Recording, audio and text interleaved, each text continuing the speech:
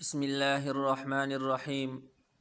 روحانی اعمال افیشل کے معزز ناظرین، السلام علیکم ورحمۃ اللہ وبرکاتہ۔ ناظرین کرام، آج میں آپ کے ساتھ قید ناحق سے چھٹکارے کے لیے ایک نبوی اور مجرب عمل لے کر حاضر ہوا ہوں، لیکن ساتھ میں ایک نہایت عبرت آموز، ایمان افروز اور امید افزا واقعہ شیئر کر رہا ہوں، جو نبی کریم صلی اللہ علیہ وسلم کی سنت، صحابہ کرام کی استقامت اور اللہ کی مدد کی روشن دلیل ہے۔ سیرت ابن اسحاق میں ایک واقعہ آتا ہے کہ حضرت عوف بن مالک رضی اللہ عنہ کے بیٹے حضرت سالم رضی اللہ عنہ کو جب کفار نے ناحق قید کر لیا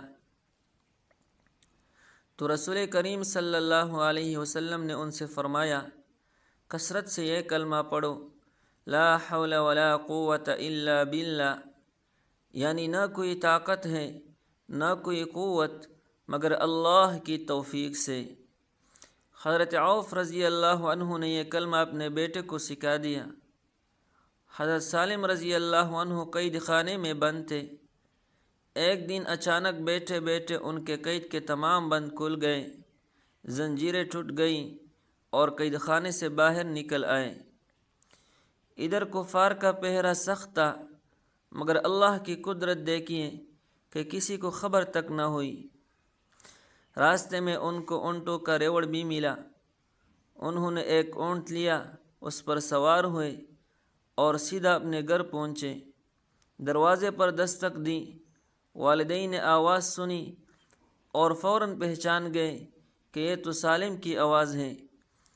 دروازہ کھولا تو بیٹا سامنے کھڑا تھا، قید بھی ختم، زنجیریں بھی ٹوٹی، اونٹ کا ریوڑ بھی ساتھ، اور دشمن کو کچھ خبر بھی نہ ہوئی۔ یہ سب کچھ لا حول ولا قوت الا باللہ کے ورد کا نتیجہ تھا۔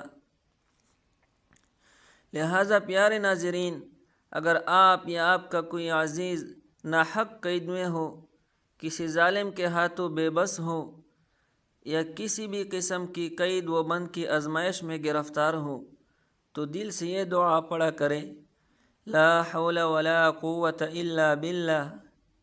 یہ بے بسی کا کلمہ ہے، عاجزی کا اقرار ہے اور اللہ کی طاقت پر کامل یقین کا اعلان ہے۔